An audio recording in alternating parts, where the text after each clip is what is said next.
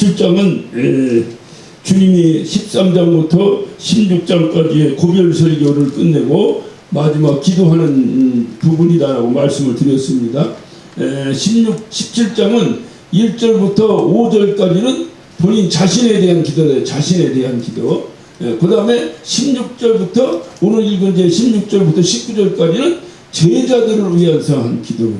그 다음에 20절부터 끝절 26절까지는 장차 이 땅에 세워질 교회와 장차 그 교회를 통해서 형성될 성도들을 위한 기도를 이렇게 하고 있다. 주님께서 기도를 하시는데 1절을 보면 17절 1절을 보면 예수께서 이 말씀하시고 눈을 들어 하늘으로 가라사대 그랬어요. 기도하려 시작하시면서 주님의 눈이 어디를 향했다고요? 하늘을 향했다. 다시 말하면 하나님을 향했다고 말해요. 하나님을 향했다. 그러면 지금까지는 누구를 향하고 있었는데요? 네? 우리를 향하고 있고 오늘날 뭐 우리를 향한 건데 이 당시가 그대로 강의라면 제자들을 향하고 있었던 거예요. 그러니까 제자들을 향해서 그러니까 주님이 말씀하실 때는 누구를 향해서? 제자들을 향해서 말씀하실 때는 주님이 눈을 누구에게 했대요? 제자들에게 했는데 주님이 기도하실 때는 누구에게 하는 거예요? 하나님께 하는 거니까 누구를 바라봐? 하나님을 바라보는 거예요. 그러니까 이것을 아이 컨택이라고 그래요. 아이 컨택. 우리가 보면 요즘 아이 컨택 해라, 아이 컨택 하라고 그러지 않습니까?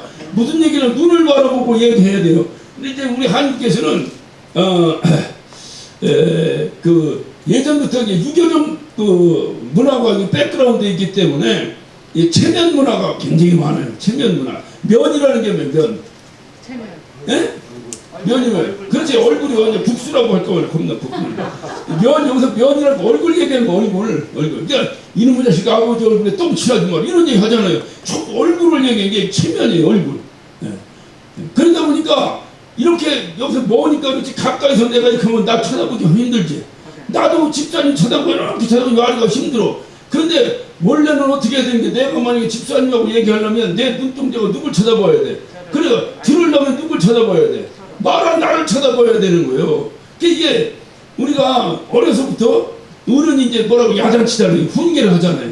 훈계라면 우리가 어떻게 어른을 쳐다봐 고개를 푹 숙여. 이 고개를 푹 숙이잖아. 우리 고개를 푹 숙여. 이래야 겸손하고 이놈이 뭔가 깨닫는 것 같고 이놈이 아주 그냥 어른 말씀 잘 듣는구나 이렇게 되지. 만약에 뭐라고 야단치는데 딱 그 문을 바라보면 이놈의 자식이 어디서 반항하느냐고 오히려 안 맞을 것도 또 뒤지게 두드려 맞아.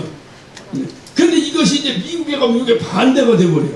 미국에서는 뭐라고 얘기할 때 딱 정제설하고 그 선생님이 뭐라고 선생님 눈을 딱 바라보고 어른이 뭐라고 어른 눈을 딱 바라보고 쳐다봐야 돼. 이걸 안 쳐다보고 히피를 하거나 또는 이렇게 고개를 숙이거나 하면 이놈이 이제 반항하는 것이 돼버려요. 반항하는 것이. 근데 사실 그것이 성경적 문화예요. 근데 우리 이제 유교적 그게 있다 보니까 그냥 이렇게 하고 막 이렇게 어른 앞에서 머리를 조아리고 이러는 것이 이제 공손하고 이렇게 배우다 보니까 이제 문화가 그렇게 됐어요. 그러다 보니까 이게 아이 컨택하기가 굉장히 어려워. 뭘 이렇게 하려면 아이 컨택을 해. 설교도 마찬가지, 설교도 여러 가지 방법이 있어요. 저처럼 잘하든 못하든 그냥 마이크 빼들고 이렇게 하는 목사가 있고, 예. 어떤 목사는 시종일관 끝날 때까지 고개 숙이고 설교하는 목사가 있어요. 왜 고개를 숙이냐면 이분은 원고 설교를 합니다. 그 원고 설교의 장점은 뭐냐? 깔끔해. 자기가 준비한 대로 그대로 읽고 끝나는 거예요. 그러니까 시간 맞추기도 좋고 다 이렇게 깔끔해. 예. 근데 나같이 이렇게 하는 사람은 준비했죠. 저도 원고 있고 다 있어요. 근데 준비할 때만 원고 쓰고 이렇게 해. 가끔 들여다보는 것은 혹시 인용되는 말씀에 대해서 이렇게 어떤 헷갈린 부분이 있는가 그러지 않기 위해서 들여다보고 또 이렇게 원고 없이 하다 보면 이렇게 내가 지금 이런 얘기들은 내가 준비 없이 하는 거잖아요. 이런 얘기들은 길게 나가버리면 막 한없이 돌아다녀. 부흥회 가서 할 때는 아무 문제 없어. 근데 교회에서 예를 들어 설교를 할 때는 이런 것들이 좀 정제됐으면 좋겠다고 하는 아쉬움이 또 있게 되는 거예요. 그러나 중요한 것은 뭐냐? 이렇게 빼들고 쳐다보고 설교하는 설교가 똑같다고 할 때, 네, 똑같이 내용이 똑같고 다 똑같이 은혜로운 내용이라고 할 때, 이걸 전제로 할 때 딱 이렇게 쳐다보고 하는 설교가 은혜로워. 이렇게 하고 시종을 읽고 끝나는 설교가 은혜로워. 쳐다보고 하는 게, 예, 내가 그럴 것 같아요. 예. 제가 그 처음에 신학대학에 입학을 해가지고 첫 수업이 제가 지금도 잊어먹지를 첫 수업이 구약성서라고 하는 그 강의 시간에 얼마나 딱딱한지 몰라요. 처음부터 시작해서 천지창조는 설하다, 하나 전설이다, 이거 전설. 이것부터 시작해서 이걸 시작하는데 재미도 하나도 없고 교회에서 듣지도 못한 얘기 하는데, 그런데 나처럼 만약 그 양반 이렇게 마이크를 빼들고 막 지팔 써가면서 말이야 막 했으면 굉장히 제가 재미있게 그거를 들었을 텐데, 이 양반이 뭐 박사를 뭐 어디 미국에서도 2개 받고 아르헨티나에서도 하나 받고 독일주도 받고 뭐 자기 경력을 얘기하는데 뭐 엄청나요. 네, 엄청나. 그리고 호서대학이라는 게 그때 막 생겼는데, 호서대학에 자기가 무슨 교학처장인가 뭐라고 그래요. 근데 우리 학교에 이제 출강으로 온 거예요. 그러니까 굉장한 교수님이 오셨나 보다고 기대하고 있는데, 이 양반이 시들니까 의자에 앉아가지고 자기 논문 쓴 거 있잖아. 논문을 읽고 3학점짜리니까 3시간, 한 주간에 3시간 강의를 하는데, 3시간 강의를 3시간 강의하면 되게 교수님 중간에 한번 잘라줘요, 안 잘라줘요? 한번 잘라서 화장실도 가게 하고 좀 이러더니 딱! 딱 하면 들어와. 딱 앉아가지고 3시간 읽는 거야, 자기 논문을. 졸든지 말든지 자든지 뭐하든 질문 안 받아. 그냥 우선 땡을 하면 또 나가. 그때 제가 이게 선생이라는 게 뭔가, 교수라는 게 뭔가, 교수가 자기 실력이 많은 것이 교수가 아니에요. 자기가 가지고 있는 것을 전달하는 게 교수지. 그잖아요. 전달해서 학생에게 전달해 주는 게 교수지. 목사도 그럼 똑같겠다는 생각인 거예요. 목사가 자기 모르게 주식이 잔뜩 있으면 뭔 소용이 있어. 전달해 줘야 되는데, 이 전달력을 어떻게 할 것인가 해서 고민을 굉장히 많이 제가 했습니다. 그때부터. 그래서 그 당시에 소위 뭐랄까 잘 나간다고 표현하면 좀 경망스러운데, 잘 나간다는 목사님들 한 100분 제가 이렇게 선정을 해가지고, 그 당시에 이렇게 녹음 테이프가 이렇게 나오는데, 그걸 작은 교회는 공짜로 주고 큰 교회는 팔아. 이게 교회의 아이러니한 거야. 큰 교회는 공짜로 주고 작은 교회가 팔아야 이게 맞는 건데, 작은 교회는 공짜로 주고 큰 교회는 꼭 팔아. 받고 작은 교회는 공짜로 주고 큰 교회는 팔아. 이게 꼭 그래. 이게 교회가 이게 잘못되는 거야. 이게 자본주의에 막 뭐 해서 그래. 그래도 그거를 그 없는 돈에 다 일일이 주문해가지고 매주 설교 테이프를 받아가지고 일주일 내내 그걸 놓고 내가 녹취해서 쓰고 막 2번, 3번 하면 그 설교를 외워버리는 거예요. 그러면 나도 막 그 양반 한 대로 그랬더니 개신이다 개신나면 이렇게 막 연습도 해보고 막 이렇게 하다 보니까, 몇 년을 하다 보니까 이제 쉽게 얘기하면 내가 할 수 있는 설교가 이렇게 기본적으로 내용은 어떨지 모르지만은 전달하는 방법에 그것을 조금 깨닫게 되더라고요. 하면서 내려진 결론이 뭐냐, 아이 컨택을 해야 된다. 쳐다보고 설교해야 된다. 재치기가 나오려는데 안 나오는 뭐 갑자기 뭐 매운 게 있나 왜? 딱 쳐다보고 해야지.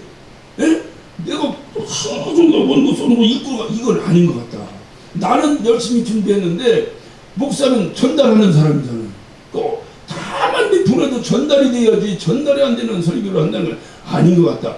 그래서 그때부터는 나는 그냥 원고 없이 설교를 한다. 근데 그게 다 잘하는 건 아니야, 내가 보니까. 그래서 어느 순간부터는 원고는 열심히 준비를 하고, 그러나 내가 막상 다 설교할 때는 원고를 들여다보지 않고 성도를 눈을 마주쳐서 한다. 이렇게 제가 이제 해놓고 연습을 많이 했던 그런 기억이 제가 납니다.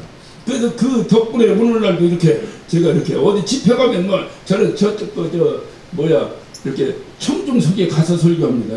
굳이 여기서 안 해요. 청중석에 가서 크게 막 몇천 명 모이는 데 가면 청중석에 들어갈 수가 없어. 왜냐면 2층 구조로 돼 있고 그러면 들어가면 2층에 있는 사람 못 보니까. 그러면 할 수 없이 다녀서 하지만 요 정도 규모의 집회 가면 난 저 중간에서 설교 무선 마이크 들고 와서. 그러니까 얼마나 그게 이렇게 그 시간에 전하는 자와 듣는 자가 같이 연결되는 거예요. 같이 연결되는 거예요. 제가 이 얘기를 왜 장언하게 하느냐. 봐요. 지금 주님이 제자들에게 설교할 때는 그 눈이 누구를 바라봤다고? 제자들을 바라본 거예요. 제자들을 바라본 거예요. 그런데 주님이 이제는 누구를 상대하는 거야? 하나님을 상대하는 기도를. 그러니까 기도를 하니까 첫 시작이 뭐야? 주님이 눈을 하늘을 우러러 눈을 떴다. 하늘을 우러러 눈을 눈을 떴다 이 말이에요. 다시 말해 하나님을 바라봤다 이 말이에요. 왜냐면 하나님과 대화해야 되니까. 그러니까 하나님과 아이 컨택을 하는 거예요. 자, 이때 제가 이 말씀을 이렇게 보면서 하나 중요한 것을 하나 제가 발견했어요. 주님이 이렇게 하나님을 바라봅니다. 하나님을 바라볼 때 그 하나님 눈동자 안에 누가 비칠까? 당신의 모습이 보이는 거예요. 이거는 주님 입장에서 얘기고 하나님 입장에서 보면 하나님이 이렇게 주님을 바라보는 거예요. 근데 주님 눈에 누가 비칠까? 하나님의 모습이 비치는 거예요. 내가 주님을 이렇게 바라보는 거예요. 주여 하고 기도하려고 주님을 바라보는데 그 바라보는 순간 주님 눈동자에 누가 비칠까? 내가 비치는 거예요. 그러니까 여러분이 기도할 때 그냥 중구난방 그냥 막 중언부언 그냥 막 하라니까 하고 이게 아니라 정말 내가 하나님을 향해서 딱 내 마음의 눈을 하나님과 기도하니까 영으로 기도하는 건데 내가 육신의 눈을 뜨라는 얘기가 아니라 마음의 눈을 그 마음의 눈을 딱 뜨고 누구를 바라봐야 돼? 주님을 바라보는 거지. 주님 앞에 기도할 때 주님을 딱 바라볼 때에 나에게 무엇을 깨달아야 돼? 지금 그 주님의 눈동자 안에 누가 비치겠다? 내가 비치고 있겠구나. 이걸 뒤집어야 되면 주님은 내 기도를 들으시는 거예요. 그러게 주님의 눈은 누구를 향하고 있어요? 나를 향하고 있는 거예요. 오늘 이 시간 내가 주님께 예배하는 거예요. 그러면 내 마음의 눈은 누구를 향하고 있는 거예요? 주님을 향하고 있는 거예요. 그러면 지금 주님 눈동자에 누가 비치고 있는 거예요? 내가 비치고 있는 거예요. 내가 비치고 있는 거예요. 근데 주님 입장에서 보면 주님은 또 우리가 예배하는 데 찾으신다 했으니까 우리를 바라보고 계실 거 아니에요. 그래야 주님과 내가 쌍방 통화가 되는 거예요. 주님 입장에서 보면 우리 눈동자 안에 누가 비치는 거예요? 주님이 비치는 거예요. 이럴 때 기도가 이루어지는 거예요. 이럴 때의 대화가 이루어지는 거예요. 그러니까 설교도 영적인 교감이거든요. 이럴 때 교감이 이루어지는 거예요. 여기 앉아서 예배한다고 하는데 내가 주님을 향하고 있지 않는 거예요. 그러면 내 눈에는 누가 비치는 거예요? 주님이 비치지 않는 거예요. 내가 만약에 주님을 안 보고 피아노를 보고 있다면 내 눈에 뭐가 비치는 거예요? 피아노가 비치는 거예요. 이거는요 신기합니다. 이렇게 눈동자를 쳐다보세요. 그 사람이 나를 쳐다보지 않으면 절대로 그 눈동자에 내가 안 비쳐요. 한번 두 분이서 한번 봐봐. 잘 봐봐. 쳐다보니까 보이죠? 자기 눈동자에.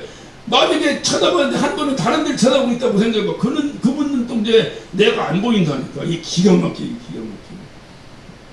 그래서 기도는 따로 삽시다. 기도는 내 눈에 하나님의 모습이 비치는 것이다. 이거 뒤집으면 기도는 하나님의 눈에 내 모습이 비치는 것이다. 이럴 때 주님과의 대화가 이루어지는 거예요. 그러니까 주님은 오늘 하늘을 우러러 딱 그렇게 쳐다본 거예요. 쳐다보니까 그 하나님 눈동자에 주님이 비치는 거예요. 반면에 주님 눈동자에 하나님이 비치는 거예요. 오늘 예배를 우리가 합니다. 우리 눈동자에 누가 비쳐? 예수님이 비치는 거예요. 그러니까 예수님 눈동자에 누가 비칠까? 예수님은 무소부지하시니까 우리는 한 사람만 보면 한 사람밖에 못 보는데 주님은 동시에 권사님도 보고 집사님도 보고 뭐 우리 집사님도 보고 다 이렇게 보니까 그렇다고 한다면 주님 눈동자에 누가 비칠까? 우리 모두가 비치는 거예요. 우리가 주님의 거룩한 눈동자에 함께 비치는 존재들이구나 생각할 때 얼마나 옆 사람들이 귀하겠어요. 예배 참석한 사람들이 얼마나 귀하겠어요. 그 시간에 주님 눈동자에 동시에 함께 비치고 있다고 한번 생각해보겠어요. 뒤집어 생각하면 이 시간에 사랑하는 나의 형제, 사랑하는 나의 자매, 사랑하는 우리의 구성원 가운데서 이 시간에 주님의 눈동자에 비치지 않는 자가 있다면 그를 향해서 마음을 안타깝게 가는 거예요.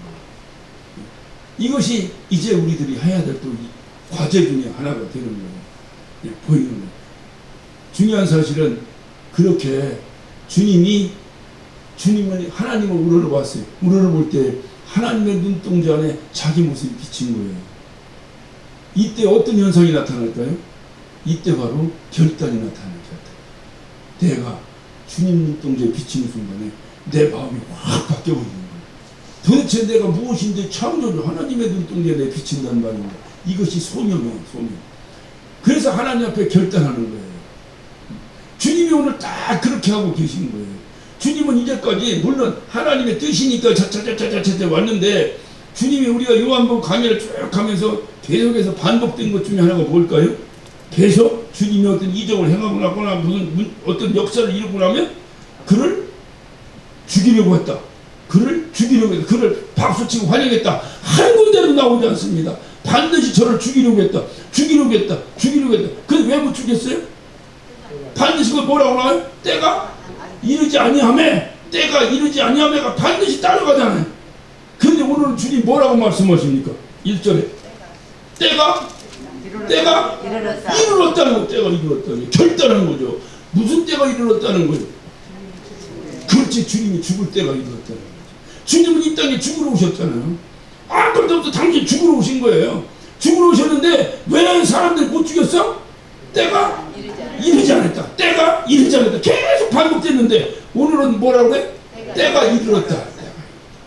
자, 그래서 때가 이르렀사오니 아들을 영화롭게 하사, 아들로 아버지를 영화롭게. 자, 아버지를 영화롭게 하는 게 뭘까요? 이루어지는 거지. 그럼 아버지 뜻이 이루어지는 것이 뭐예요? 예수가 죽는 거지, 죽는 거지. 예수가 죽는 거지. 그럼 예수가 죽는데 예수가 죽으려면 어떻게 해야 돼요? 아버지의 뜻에 순종해줘야 죽지. 그러니까 주님이 죽는 것은 아버지의 뜻에 순종하는 거예요. 그 순종하는 것을 주님은 뭐라 하냐면 당신이 영화롭다라고 말합니다. 나를 영화롭게 하셔서, 이게 무슨 얘기야? 나로 하여금 순종할 수 있는 능력을 주셔서 때가 이루었으니까 내가 이제 아버지의 뜻을 이룰 때가 이루었으니 이제 내가 그걸 거역하지 아니하고. 왜? 주님도 죽음이라는 것을 기쁘게 받지 않으신 분이거든요. 힘들고 어려웠잖아요.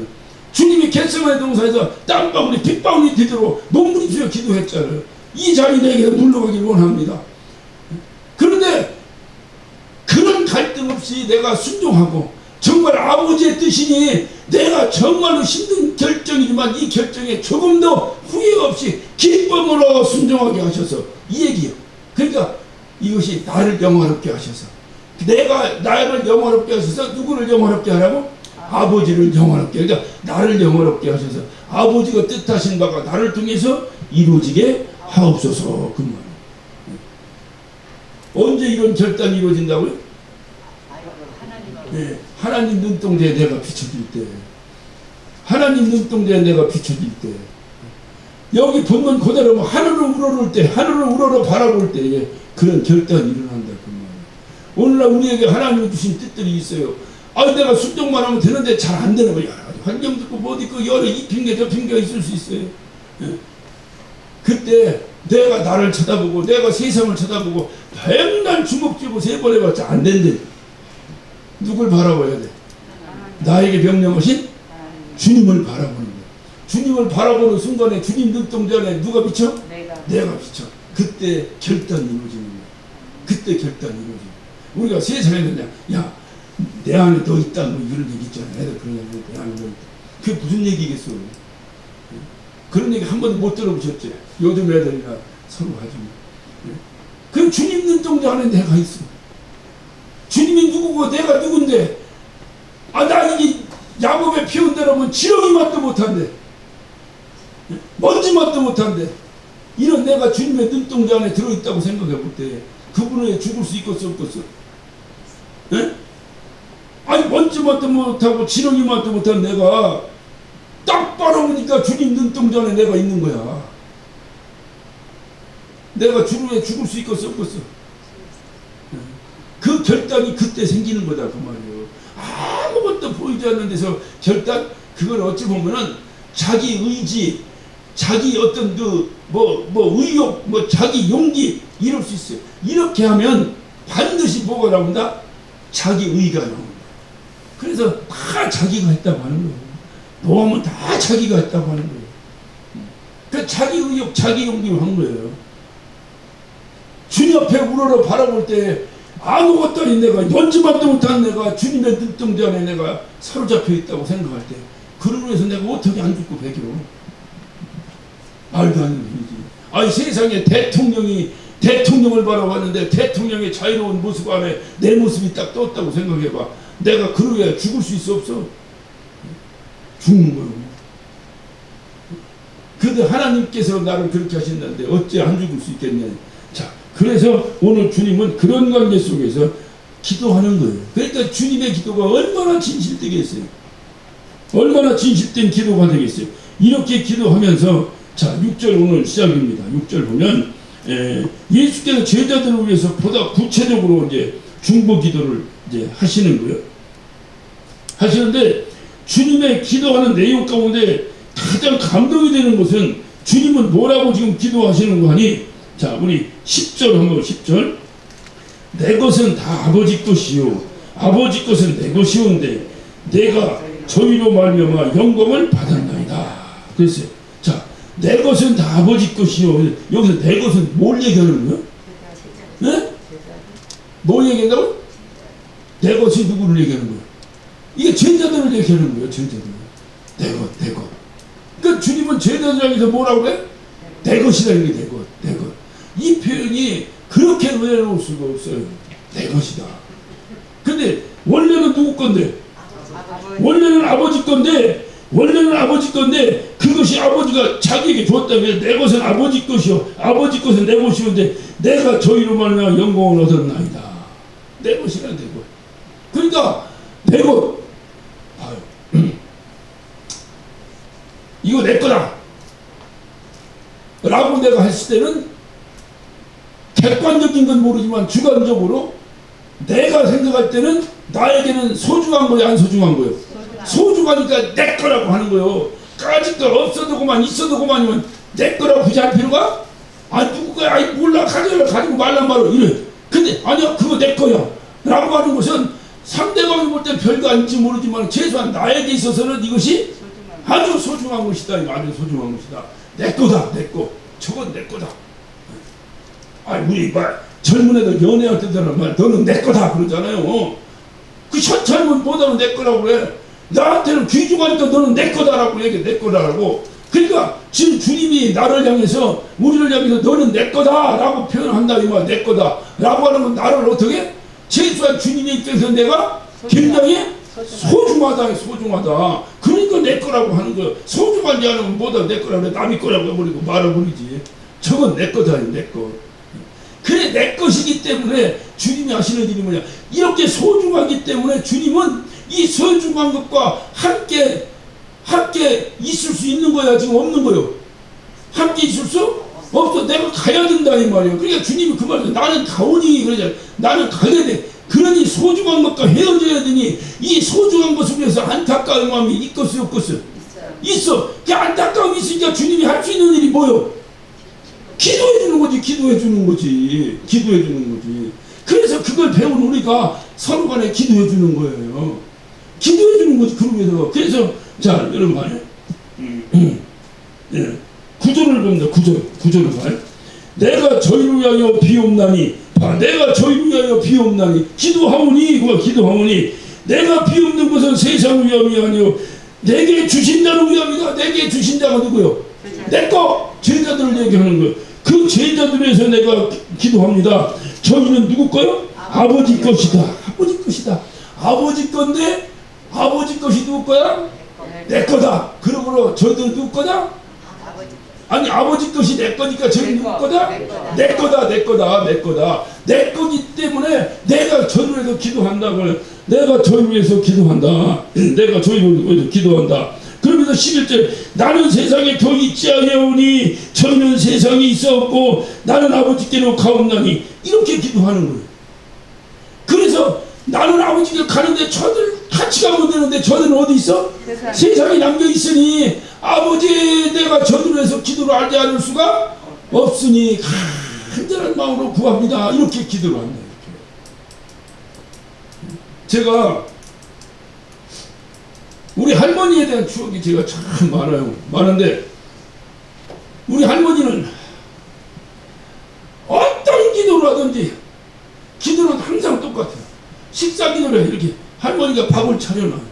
그러면 나 기도하는데 나 혼자 먹으면 돼. 그러면 내가 뭐 통성으로 기도할 필요가 없잖아. 내가 그때 뭐 목사도 아니고 나 어린 놈인데 뭐 그러니까 나 혼자 이렇게 하잖아요.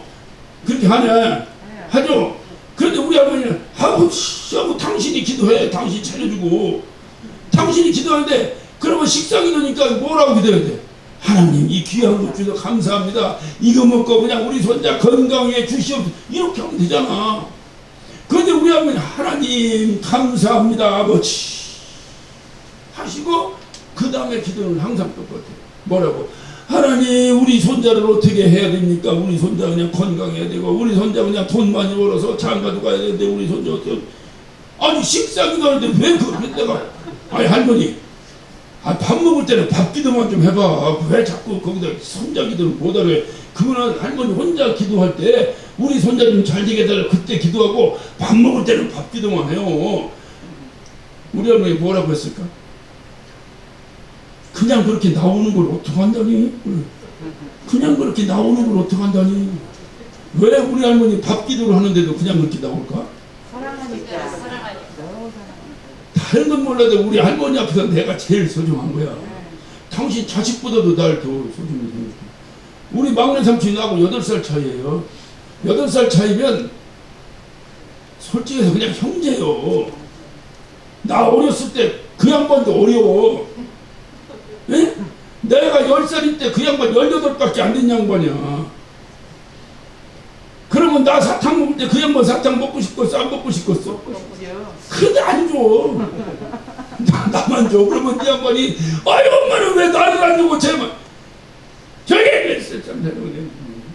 하면서 이 어린 것이 예미 떨어져서 할미하고 사는데 얼마나 불쌍하냐. 그럼 우리 삼촌도 어려서 이제 나를 사니까 이제 철드는 거야. 그래갖고 이제 아무 소리 하고 꽁꽁꽁 가. 그러면 나는 또 저 철져서 삼촌 먹고 나도 먹고 이러면 좋은데 또 나는 또 나 혼자 먹어야 되는 줄 알고 또 혼자 그걸 먹고 해야 돼. 그런 기억이야. 그래서 우리 집안에서 제일 좋은 점은 그거든요. 그러니까 잘 이거 하는 얘기가 너는 어렸을 때 잘 먹어서 잘 먹어서 우리 못 먹어서 안 크고 너는 잘 먹어서 큰다고 맨날 그래. 내가 잘 먹어서 얼마나 먹었겠어. 원래가 그냥 하나님 은혜로 큰 거야. 근데 그러니까 우리 할머니가 그냥 나오는 걸 어떡한다니. 왜 그냥 나오는데? 난 손자를 사랑해.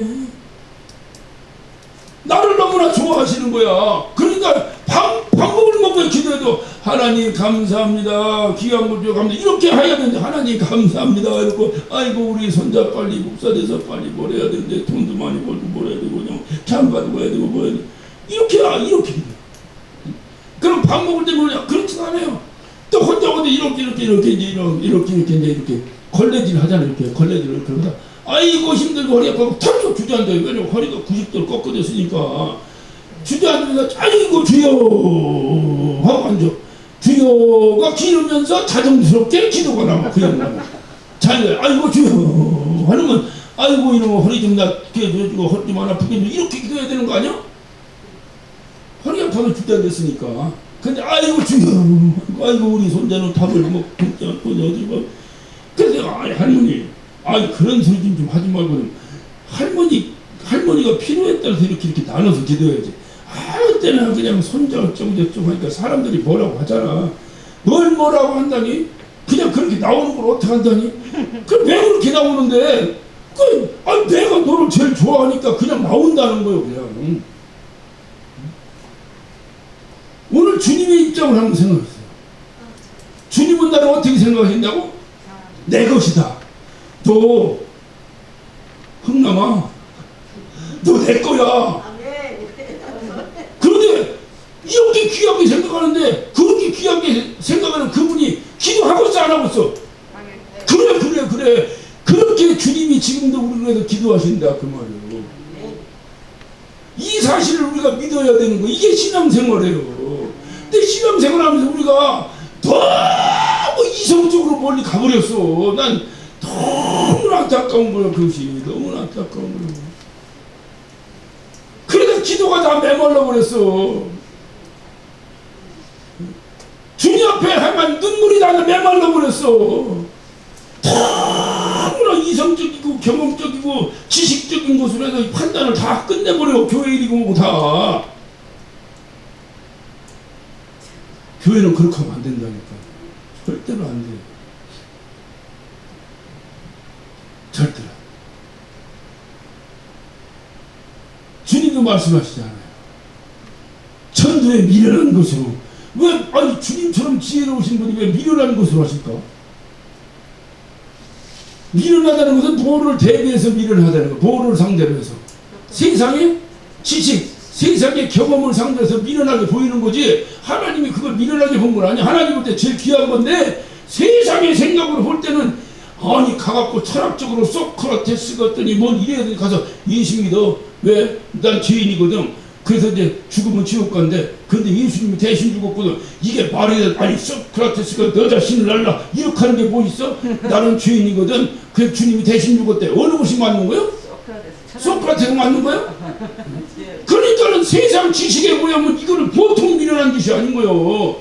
그래도 예수가 나를 위해서 죽으셨다! 라고 하는 것을 중심으로 우리가 신앙생활 하는 것이지, 이성적으로 하는 게 아니잖아요. 아니, 그건 그거고, 우리가 또 이거는 또 이겁니다. 아니라니까. 주님이 주신 지식과 주님이 주신 지혜를 가지고 우리가 뭔 일을 하더라도 하나님, 이 지혜가 주님의 뜻을 이루는 지혜가 되게 해달라고 기도하며 해야 된다니까요. 그냥 내 생각대로 해버리면 안 된다니까요. 제가 많이 마음에 답답했던 것 중에 하나가, 아니, 언제부터 우리 교회가 이렇게 이성적으로 돼 있는가. 그래서 제가 항상 우리 교회는 뚝배기집이라고 몇 번 얘기했죠. 뚝배기. 모양도 없고 벌품도 없고 아무것도 없는데 먹으면 뭐요? 이게 장맛이 기가 막힌 거야. 이게 원래 우리 교회의 모습이었거든요. 근데 뚝배기가 이게 깨져버린 거야. 뚝배기가 깨졌다고 하면 뚝배기 고치면 되지. 맛있는 장도 다 뒤집어 엎어? 엎어 어떻게? 그러다 보니까 여기에서 우리들이 너무 갈등이 심해. 내가 오늘도 비를 맞으면서 어느 한 가정을 신방을 했어요. 아주 오랫동안 신앙생활 교회를 자기는 이제 떠날까 생각한다는데 내가 보니까 떠났더라고. 마음이. 우리 지역은 아니요. 떠났더라고. 그래 내가 그분하고 내가 이렇게 대화하는데 비싼 얘기를 해요. 그분. 어느 언제부턴가 우리 뜨거움이 다 사라졌대요.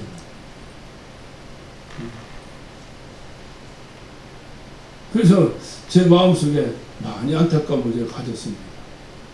중요한 것은 주님과 나의 관계예요. 주님과의 관계인데, 주님이 나를 위해서 기도하고 계시다. 그 기도하시는 근거가 뭐예요? 너는 내 것이다. 너는 내 것이다. 다시 말하면 최소한 다른 세상적으로 기준은 모르지만은 주님의 기준을 볼 때는 내가 주님 앞에 가장 소중한 존재다. 내가 주님 앞에 가장 소중한 존재다.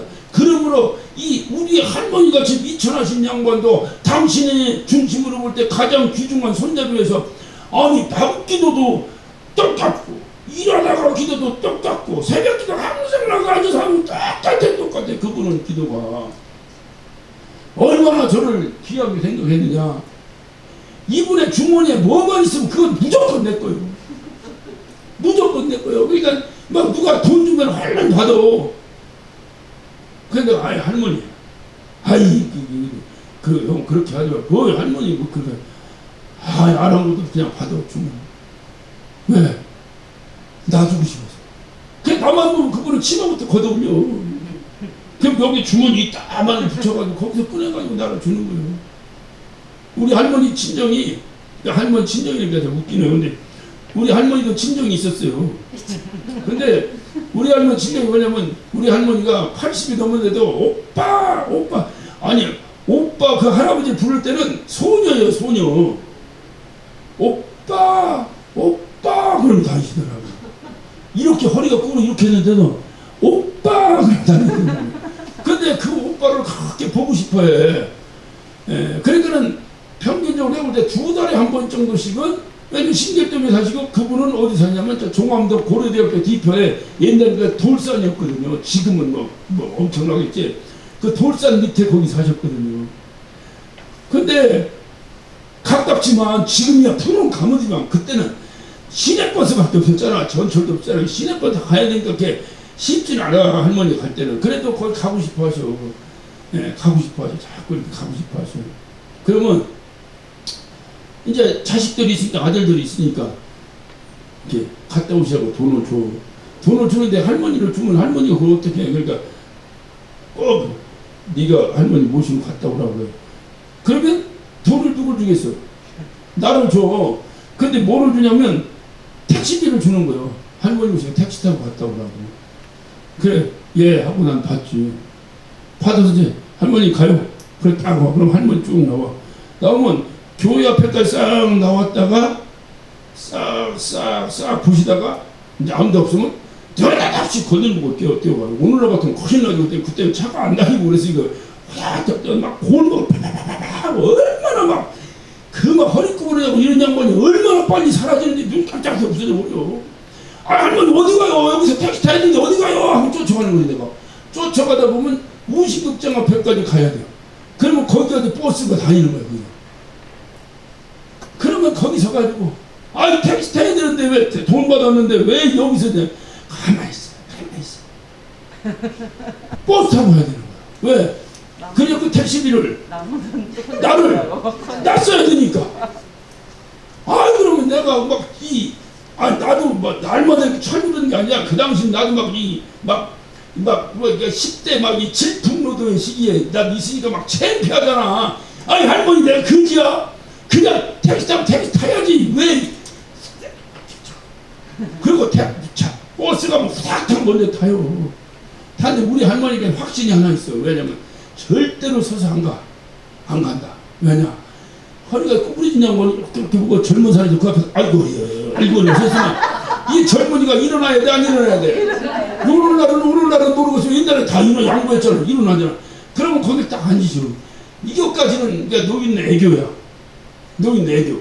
그럼 거기 앉아서 가시면 되지. 궁뎅이를 반날 걸죠. 그리고 이 개나 이리 와 여기 앉아. 여기 잘 있어. 이리 와 얼마나 창피해. 나 버스에 막 뛰어내리고 싶어. 근데 그때는 그래도 그런 할머니의 그 주책이 이렇게 그 밉게 보이는 시대가 아니었었어요. 그러니까 거기 때는 어떤 아저씨들 이런 사람들 막 웃으면서 이 견아 얼른 앉아야지 할머니가 편히 가지. 그러면 창피하고 갈 수 없이 앉아. 그럼 우리 할머니 일어나요. 일어나가지고 이렇게 해도 저쪽은 그럼 이 사람 일어나야 되잖아. 그러면 손자하고 당신하고 자리가 확보돼. 그러다 가면 종점에서 내리고 종암동이야. 그런데 뭐하러 택시 타냐 이 말이야. 그럼 가는데 그때는 너무 창피했죠. 진짜 나 그때 생각보다 고개를 들기고 하려고 너무 창피해. 그거를 내가 목사대굴에서 한번 또 당했지. 네? 저 인천에 내가 저 목회할 때 서울대 병원에 누가 입원해서 가는데 주한역에서 전철 탔는데 그냥 권사님이 그냥 싹 하더니 저쪽에서 누가 이렇게 다다다다 그냥 가방 던지고 딱 앉더니 목사님 무슨 목사님 나 그때 30살이었거든. 얼마나 창피해. 지금 부르면 모닝에서 가면 가면 얼마나 창피해. 예, 그게 이제 할머니들의 그 어떤 건데 우리 할머니가 그렇게 저에 대한 그런 것이 있었어요. 그래서 제가 어쨌든 힘들고 어려운 과정을 첫째는 하나님 은혜요. 두 번째는 할머니 꼬쟁이 은혜로 살았다. 이건 제가 거부할 수 없는 사실입니다. 그러니 그렇게 그냥 자나깨나 당신이 가지고 있는 제일 좋은 걸 무조건 손잡으려고 그것을 최고 기쁨으로 생각하고 하시는 분이 나를 위해서 기도하시겠어 안 하시겠어? 그건 당연하지. 그러면 그분이 기도하는 것이 중언교훈이었어? 진실되었어? 당연히 진실되지. 그런데 이거를 우리 주님이 너는 내 거다. 나를 주님이 최소한 다른 사람은 나를 개떡으로 보고 개똥으로 볼지 몰라도 우리 주님이 나를 보실 때는 주님 앞에서 내가 제일 귀중한 거야. 그러면 나를 위해서 기도를 가짜로 하시고서 진실되게 하시겠어. 진실되게 하시겠지. 얼마나 진실되게 하시겠어. 그것도 지금 죽음을 앞두고 모르긴 해도 지금 주님은 진짜 심장병 걸리실지도 몰라. 아슬아슬해서 빨리 그냥 종말을 해버리고 끝나면 좋겠는데 그건 아버지 뜻이니까 어떻게 할 수는 없고 내가 죽어서까지 저것들을 다 용서해놨는데 이게 또 어떡하다 실족해가지고 마지막 마라톤의 마지막 결승점에 들어와서 천국에 와야 되는데 못 오면 어떻게 지금 되어져가는 환경을 보니 누락되고 떨어지고 이거 도중에 쓰러지고 할 사람이 이거 썩었어 주님이 오실 때 이거. 그러니 얼마나 기도하시겠는가 그분이. 얼마나 심지어는 대신 죽어주시면서까지 살려내셨으니 얼마나 귀하겠어요. 주님의 입장에서 우리를 볼 때. 그분이 우리 위해서 기도하신다. 이거면 우리는 세상을 이긴 거예요. 그래서 16장 마지막 절에 주님이 33절에 하신 거예요. 이것을 너희에게 이르면 너희는 내 안에서 평안을 누리게 하려 합니다. 세상에서 너희가 환난을 당하나 담대하라. 내가 세상을 이기었노라 하십니다. 내가 세상을 이겼으니 걱정하지 마. 내가 너를 기도하니까 걱정하지 마. 이거예요. 그래서 우리가 평안을 누리는 거예요. 그래서 주님이 오늘 내용을 한번 주님이 무엇을 기도하고 있는 거예요? 우리를 위해서 뭘 기도해요? 자 11절 봅니다. 나는 세상에 더 있지 아니하오나 저희는 세상에 있었고 나는 아버지께로 가옵나니 거룩하신 아버지여 내게 주신 아버지 이름으로 저희를 보존하사 우리와 같이 저희도 뭐 하나 되게 하옵소서. 왜 주님의 첫 번째 우리랑 기도 제목이 하나 되게 해달라고 하셨을까요? 그게 제일로 중요하니까. 그렇죠. 제일 중요하니까. 하나 되는 것이 왜 중요할까요? 하나 되지 않으면 결단코 이 세상에 악의 무리와의 싸움에서 이길 수가 없어요. 절대로 이길 수 없어요. 그래서 뭉치면 살고 흩어지면 죽는 거예요. 그 마귀는 우리를 흩으려고 하는 거예요. 흩으려고. 그러니까 주님은 가장 먼저 기도가 뭐냐? 저희를 우리와 같이 하나 되게 해달라는 거예요. 우리와 같이. 여기서 주님이 우리와 같이가 누굴 얘기하는 거예요? 예? 예. 이게 삼위일체. 아버지와 나, 아버지와 예수님과 성령님 하나야. 하나. 이거는 인간의 입술로는 설명할 수 없는 영적인 세계이기 때문에 이거 설명 자세히 하려고 할수록 이단 사설이 돼버려. 그러니까 이거는 그런지 뭔 얘기인지 알죠? 삼위일체가 뭐 그냥 아는 대로만 그냥 믿고 믿는 대로만 알면 돼. 자꾸 설명할 필요 없어. 이거 설명 자꾸 하면 누가 시비 걸어. 자꾸 이렇게 이단 사설이 되기 때문에. 왜냐면 인간의 언어로 설명이 다 될 수가 없어. 영어로는 one substance요. 그러니까 하나의 본질이라는 하나의 본질.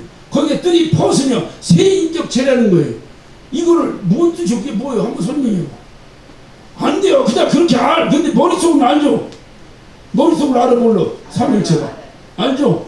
네. 그대로 그냥 믿어. 그냥 믿음으로 그냥 알아. 그래 이제 이거 자꾸 설명해버리면 골치 아파져. 뭐 신학적이고 어쩌고 어떤 유명한 사람이 설명을 해도 그거는 다 이단 사설에 걸려요. 왜냐면 인간의 세계와 인간의 언어로 설명이 안 되는 부분이에요. 삼일체는. 근데 믿음으로 이게 삼일체가 뭐다 하는 걸 주님이 알려줘. 알아. 그러니까 예수님과 하나님과 성령님은 한 본체야. 하나야, 하나. 그러니까 우리가 이렇게 하나 된 것 같이 한 거 보니까 우리니까 뭐야? 각각 또 떨어진 거야. 그죠? 각각 떨어지니까 우리 김남수 권사님, 김홍남 집사님 다 하나, 둘, 셋인데 우리와 같이 하나 되게 해달라는 거지. 하나 되게. 근데 본질상 우리가 하나야. 이것이 인간사회에서 어떻게 설명을 해? 인간의 언어로. 그 영적인 것이고 하나님의 무소부재하신 거 하나님의 전지성에 의해서 이루어진 일이에요. 안 되는 거예요. 옛날에 우리 어렸을 때 물과 얼음과 수증기 저도 그렇게 해서 삼위체가 뭔지를 깨달았던 사람이에요. 나중에 보니까 그거는 막 이단사설의 전형인 양태론이에요. 절대 그런 거 그건 잘못된 설명인데 그래도 내가 삼일체가 그거구나. 어렸을 때 그 설명으로 내가 주일학교 선생님이 알려준 그거로 내가 삼일체를 이해했어. 그 이해에는 많이 도움이 됐는데 그건 안 맞아. 왜냐면 얼음과 물과 수증기는 하나다. 이걸 뭔 얘기 알겠는데 얼음이 수증기가 됐을 때는 얼음은 있어 없어? 없어. 근데 하나님과 예수님과 성령님은 하나다 할 때 성령님이 활동하신 때 하나님 있어 없어? 있어. 그러니까 이게 안 맞아. 이게 우리의 인간사의 이 설명과 안 맞아. 뭔가 이해는 되는데 안 맞아. 그러니까 여러분이 알고 있는 그 상태 그대로 제가 볼 때 정확하게 삼일체 알고 있어. 그러니까 그대로 그냥 이렇게 입으로 자꾸 설명하려고 끝없는데 어떻든 간에 중요한 것은 뭐냐? 우리와 같이 그러니까 예수님이 우리와 같이 그러니까 성령, 성부, 성자가 우리와 같이 하나 되게 하고서 그러니까 성부와 성자와 성령은 하나요, 둘이요? 하나요. 그렇게 하나 된 것 같이 저들을 어떻게? 하나 되게 해달라. 왜 하나 되게? 그 기도를 하기 전에 주님이 뭐라고 먼저 말씀하시는 거예요? 나는 세상에 더 있지 아니하오나 저희는 세상에 있었고. 그러니까 뭐야? 내가 내 어린 자식을 놓고 나는 지금 죽어야 돼. 내가 불치병이든 뭐든 간에 나 지금 죽으려고 임종하고 있어. 이때 내가 하나님께 진실되게 내 아들을 놓고 기도하는 거야. 뭐라고 기도하는 거예요? 우리 아들, 내가 죽어서 우리 아들 어떻게 살겠습니까? 그래도 주님이 은혜를 주셔서 저가 이 세상의 세파를 극복하고 쓰러지지 아니하고 이겨서 승리하게 하여 주옵소서. 이렇게 기도해 줘야 될 거 아니에요. 이렇게. 그러니까 그 기도를 지금 하는 거예요. 주님이 나는 떠나는데 내 것들은 여기 있으니 어찌하옵니까? 저희를 하여금 우리와 같이 하나 되게 하옵소서. 이 기도야. 우리와 같이 하나 되게 하옵소서. 왜 하나 되라는데? 세상을 이기라고. 그러니까 세상을 이기려면 가장 첫 번째 조건이 뭐예요? 하나 돼야 돼요. 하나 돼야 돼요. 그래서 제가 말한 어록이 있었다고 했잖아요. 교회는 싸우지만 않으면 자연진가예요. 시간이 흐르면 다 교회는 건강하게 성장해요. 근데 그게 안 되는 것은 꼭 개척을 하거나 이렇게 해서 내 경험으로나 여러 가지 주변에 같은 동역자들 경험으로 할 때 개척에서 100명 넘기기가 하늘에서 별따기처럼 어려워요. 100명만 넘기면 200명을 다 하는데 200명 넘어가면서 또 힘들어요. 이게 고비가 있어요. 왜 그런가? 그때 보면 반드시 어떤 분쟁이 일어나. 교회에 반드시. 교회가 힘들고 어려울 때는요, 아무도 헤게모니를 주장하는 사람이 없어요. 근데 교회가 100명 정도 되면 안정돼요. 한 부천 같은 도시 정도의 수준으로 보면 100명이면 가장 목회하기가 좋아. 한 200명 정도 되면 더 이상 크면 그때부터는 목사가 다 성도 몰라. 그 상황 다 몰라. 그러니까 한 200명 정도 참 좋아. 근데 그래도 재밌게 하려고 하면 거기서 이제 헤게모니 싸움이 있고. 미국 같으면 오롯이 싸움이 벌어져요. 자기가 교회 주인이라고. 내가 개척했으니까 내가 주인이냐 보래. 근데 성도가 주인이라고 생각하는 교회는요, 1년에 한 번씩 목사가 갈립니다. 자기 맘에 드는 목사가 어디 있어. 목사도 고집 있지. 목사가 됐을 때는 뭔가 사명이 있을 때 그 사람이 하나님이 나를 부르셨어. 이 교회를 막으셨다는 사명이 있겠어 없겠어. 그러니까 목사는 자기가 목회를 하려고 하지. 누가 그 성도 말 들으려고 해? 안 들으려고. 그러니까 또 분쟁 생겨. 그래 싸우면 누가 나가야 돼? 목사가 나가야지. 목사가 계속 꽂히면 이런 교회는 없어. 성락교회 같은 데 웬만하면 목사가 떠나지. 성도가 싫다면 떠나야지. 여기 왜 안 떠나는지 알아요? 내 거라고. 재산 있고 내 거라고 생각하니까 안 떠나는 거예요. 다른 교회는요, 아무리 내가 개척했어도 성도들과 분쟁이 나면 목사가 떠나요. 그게 그래도 건강한 목사예요. 싸워서 좋다는 얘기가 아니라. 왜 떠나느냐? 그래야 교회가 낫는 거예요. 그런데 문제는 뭐냐? 그것도 굉장히 무책임한 행동일 수도 있어요. 왜냐면 그 목사가 떠나면 그대로 잘 돼야 되잖아. 잘 되고 사는 것은 어떤 목사가 못 견뎌요. 그래서 이 처음부터 교회는 그런 과정을 거치지 말아야 돼요. 그런 상처라는 것이 우리가 트라우마라고 하는데 트라우마. 그 상처의 후폭풍이 항상 나오고 있어요. 누구에게나 상처가. 우리는 안타깝지만 그래도 우리는 막 그냥 개혁하자고 하는 거고 막 이렇게 해서 막 하는 거니까 상처도 막 믿음으로 극복하면 훨씬 더 강건한 믿음과 하나님의 축복이 임할 줄로 믿습니다. 그거 믿고 하는 거지. 우리도 얼마나 큰 상처를 가지고 있어요. 그러니까 이 상처를 하나님, 기도할 때마다 그래, 하나님 우리 상처를 치유해달라고. 우리 상처, 이것이 상처가 나에게 트라우마로 남지 말게 해요. 여러분 성인아이라고 하는 얘기 들어보셨죠? 네? 어들도 칠들의 성인아이라고. 이게 누구에게나 이 상담심리학을 공부할 때 가장 첫 번째 기준이에요. 사람은요 누구나 상처가 있어요. 교회 오면요 특별히 상처 있는 사람도 있어요. 이 상처 있는 사람들이 자기는 굉장히 잘하는 것 같은데 그 상처 있는 그 사람 하나 때문에 교회가 이게 몸살을 알아요. 몸살을 알아요. 염증이 생겨요. 염증이 생겨요. 조금만 뭐라고 끼치고 그냥 막 이런 사람들 왜냐 다 상처가 있어서 그래요. 그러니까 이거를 상담을 해야 되는데 이 상담을 공부하지 않고 하려면 아이고 소견머리가 저러냐 밴드이 걷고 아이고 저런 사람 교회 안 나왔으면 좋겠어. 별소리가 다 나오는 거예요. 근데 상담을 공부하다 보면 성인아이라는 게 성인아이가 그게 뭐냐 내가 67살을 먹도록 이렇게 성장을 했잖아요. 나한테 막 김홍남 일사님 별 농담을 하다가 별수를 다 했다가 하 웃어. 근데 이상하게 아무것도 아닌 소리 하나 했는데 내가 딱 비춰버리는 거야. 걸리는 게 있어, 걸리는 게. 그것이 석이나이. 이거는 어렸을 때 가정폭력이나 어렸을 때 가장 아버지로부터 당한 것이 제일 크고 형제들 간에 또는 학교에서 여러 가지 성장 과정에 당한 상처들이 있는데 그 상처의 트라우마가 남아있는 거예요. 남아있다 보니까 다른 건 다 인격과 육체가 성장해서 인격이 성장했는데 그 부분 하나가 성장하지 않고 멈춰있는 거예요. 요거를 성인아이라고 해요. 그것이 큰 사람은 상처가 큰 거예요. 근데 웬만한 사람 누구나 여기 다 있지. 그 상처 없는 사람 없어요.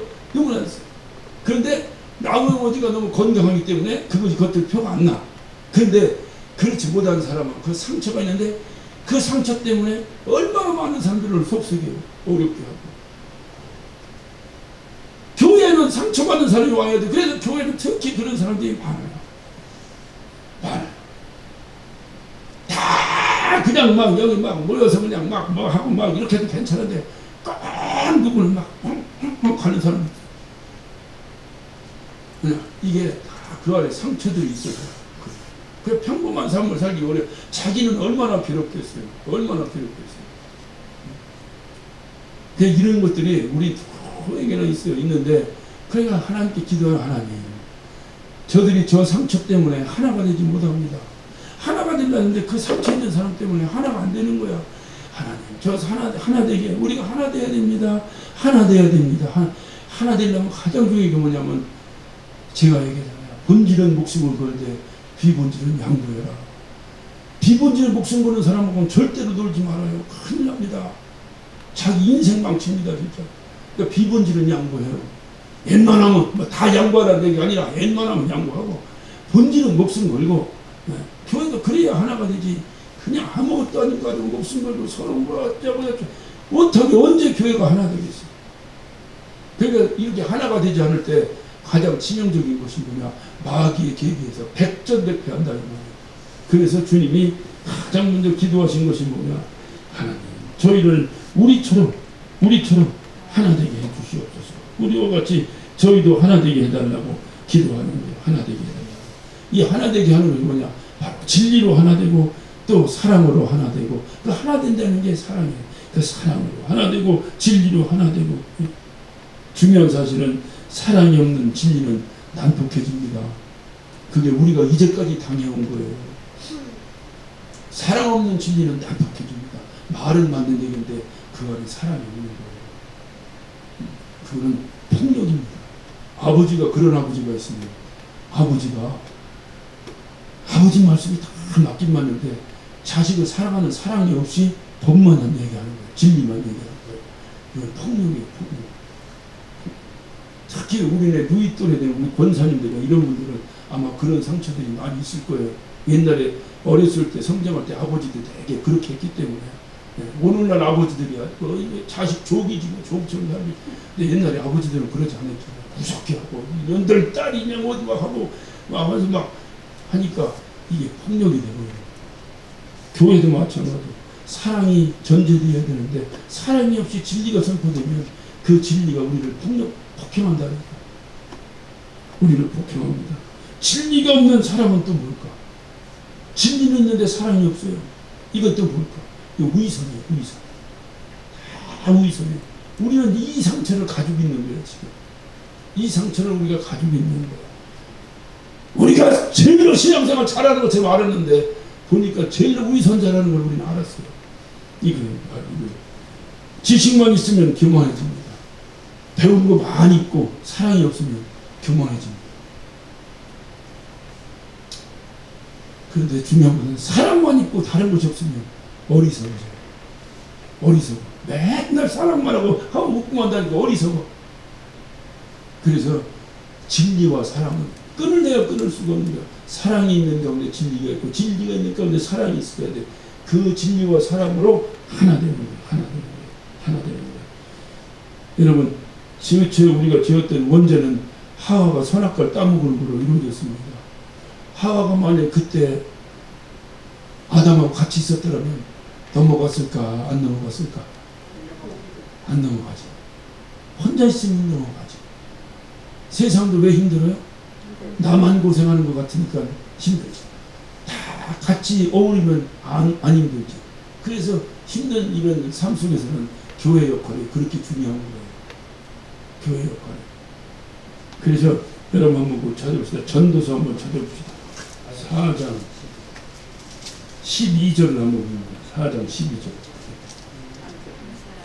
자, 우리 한번 읽어봅시다. 시작. 한 사람이면 해야벌거니와 두 사람이면 등이 당하니 삼겹줄은 쉽게 끊어지지 아니하니라. 이게 전도서가 누가 썼어요? 솔로몬이 썼잖아요. 솔로몬의 지혜서거든요. 솔로몬이 평생을 살다 보니까 깨달은 거예요. 그래서 뭉치면 살고 흩어지면 죽는다. 그래서 하나 되어야 된다는 거예요. 하나 되어야. 자, 두 번째 주님은 우리 위해서 무슨 기도를 하고 계신가요? 15절을 한번 봅니다. 17장 요한복음 17장 15절. 내가 비옵는 것, 그러니까 내가 기도하는 것은 뭐예요? 내가 비옵는 것은 저희를 세상에서 데려가기 위함이 아니에요. 오직 뭐요? 악에 빠지지 않게 보존하기를 위함이라. 그러니까 주님은 끊임없이 기도하시는 게 뭐냐? 우리를 하고 악에 빠지지 않게 해달라. 우리가 악에 빠지지 않게 해달라고. 악한 세상에 우리를 두고 가시지만은 우리가 결코 악에 빠지지 않게 해달라고. 주님은 그걸 위해서 기도하는 거예요. 그래서 주기도문에서도 보면 뭐요? 그렇지. 다만 악에서 구하옵소서. 악에 빠지지 않게 해달라고. 그것이 주님의 우리 위해 기도하는 거예요. 그 기도 때문에 오늘날 우리가 그래도 이만큼 살고 있는 줄로 믿으시기 바랍니다. 네, 그게 믿음이에요. 내가 잘나고 내가 정직하고 그래서 나는 법 없이 살아서 이렇게 생각하는 순간 주님과는 자꾸 멀어지는 거예요. 주님의 기도 덕에 내가 살고 있다. 자, 세 번째입니다. 17절.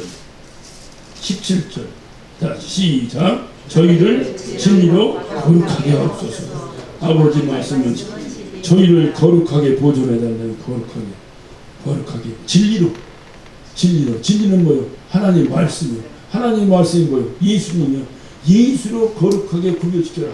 이 세상에서 어떤 인문학이, 어떤 철학이, 어떤 지식으로 나를 구별하는 것이 아니라 예수로 나를 구별하게 해줘라. 예수로. 진리로 저희들을 구별시켜달라. 세상에 물들지 말고 진리로 구별시켜달라. 저와 여러분이 살아가는 가운데서 제가 지난주에 말씀드렸잖아요. 우리가 지난주 말씀 여기서는 안 했는가? 우리는 경계인입니다. 경계인이라는 얘기 들어보셨어요? 경계인. 이쪽도 아니고 경계선에 서 있는 경계인. 이 이민자들이 되게 경계인이거든요. 내가 미국 사람도 아니고 한국 사람도 아니고 정체감이 흔들려. 그래서 아이들의 희망이 없어지는 거예요. 그 경계인. 이것 때문에 저도 굉장히 부단히 우리 청소년들에게 이걸 가르쳤는데 이 경계인. 우리가 하나님의 자녀들. 하나님 나라가 우리 나라잖아. 우리 하나님 시민이고. 근데 우리가 어디 살고 있어? 세상에 이민 와서 살고 있는 거예요. 그러면 내 세상 사람이야? 하늘날 사람이야? 경계인. 세상 사람이어야 되는데 사는 건 하늘날 사람이어야 되는데 사는 건 세상처럼 살고 있네. 경계인이에요. 경계. 정체감이 흔들린 거예요. 근데 정체감이 흔들리는 사람은 신앙생활 잘하는 사람이야. 정체감이 흔들리자고 완전히 내가 하늘나라 사람이도 잊어먹고 세상 사람이라고 살아가는 신앙인이 얼마나 많으냐 이 말이에요. 너는 알 거 없어. 이거 얼마나 많아요. 이런 사람의 특징이 뭐냐? 결단코 회개하지 않습니다. 회개의 근간은 뭐냐? 내가 경계인이에요. 경계인이라는 건 좋은 게 아니죠. 나 하늘나라 사람이니까 어디 하늘나라 사람으로 살아야 되는데 인간의 육체 허물 때문에 그렇게 못 살아요. 아니 목사도 못 산다니까. 이렇게 솔직히 설교하는 거 들어봤어? 나도 못 산다니까. 그런데 여러분이 어떻게 살아? 이거 장로님들 어떻게 살아? 오늘 하루 어떻게 사셨어? 권사님들은 그럼 잘 사셨어? 말만 권사지 뭐 세상 아줌마하고 똑같이 살았지. 그런데 뭐가 있느냐? 내가 하늘나라 사람인데 내가 하느님 닮았는데 세상 아줌마랑 똑같이 살았네? 이게 걸려야 되는 거예요. 그럼 기도할 때 어떻게 해야 돼? 우리 할머니 좀 되면 아이고 아버지 이 못난 놈이 그냥 또 그냥 이렇게 살았네. 이렇게 통일하고 살으라는 거예요. 그냥 내일 또 경계인으로 또 살아가는 한이 있더라도 또 그렇게 기도하라는 거예요. 그런데 이 기도도 안 하고 계속 이쪽만 살아가. 그럼 여기 고착화돼 버리는 거야. 이게 시멘트로다 콘크리트 같이 딱 그냥 고정돼 버리는 거야. 이 사람이 어떻게 이쪽으로 넘어오겠어? 이것이 이 마음에 화인 맞은 사람. 하나님이 강팍하게 해버립니다. 결단코 회개하지 못하도록. 왜? 회개하면 어떻게 되는데? 회개하면 용서할 수밖에 없잖아요. 하나님 용서 안 하시면 강팍하게 만들어. 결단코 회개 못하. 회개 내가 하고 싶으면 하고 말고 싶으면 말아요? 아니라니까. 그래서 우리가 기도할 때 하나님 내게 회개의 영을 좀 부어달라고 해야지. 내가 회개하고 싶으면 회개하고 누구는 회개 안 한다. 왜? 하기 싫어서? 웃기는 소리예요. 그러면 또 불신앙자예요. 하고 싶어도 할 수가 없는 거예요. 왜? 하나님이 강팍하게 하시는 거예요. 뭐 때문에 하셨는지는 본인들이 알겠죠. 무서운 얘기예요. 오늘 본문을 벗어나서 한 가지가 더 있는데 24절 아버지여 내게 주신 자도 나 있는 곳에 나와 함께 있어. 아버지께서 창세전부터 나를 사랑하심으로 내게 주신 나의 영광을 저희로 보게 하시기를 원합니다. 난 이게 우리의 소망이야. 예? 아버지여 내게 주신 자가 누구예요? 제자들이죠. 우리들이죠. 우리들. 저들도 나 있는 곳에 함께 있게 해달라. 주님이 어디 계신데? 하늘나라에 계신데 하늘나라에 함께 있어서 그 하늘나라에서 주님이 받으시는 영광을 우리도 함께 목도하게 해달라고 기도하고 있죠. 그게 우리의 마지막 소망이야. 내가 하늘나라 가면 어떻게 변하는가 그거 보고 싶잖아. 그것을 위해서 주님이 기도하고 계신 거예요. 상상하기 어려운 하나님의 영광에 함께 참여하게 해달라고 기도하고 계시네요. 힘듭니다. 그래도 힘냅시다. 할렐루야. 그래도 힘냅시다. 힘내는 근거가 뭐요? 우리 하나님이, 우리 예수님이 나로 해서 기도하고 계시다. 누군가 나로 위하여, 누군가 기도하래. 그 소리만 들어도 가슴이 벌렁 하는데 우리 주님이 나로 위해서 기도하고 계시다. 이 사실을 여러분이 믿는다면, 저와 여러분이 믿는다면 우리는 어떤 역경도 이겨낼 수가 있는 거예요. 이길 수 있는 거예요. 그게 그리스도인이에요. 역경이 안 당한다. 이거는 미신이에요.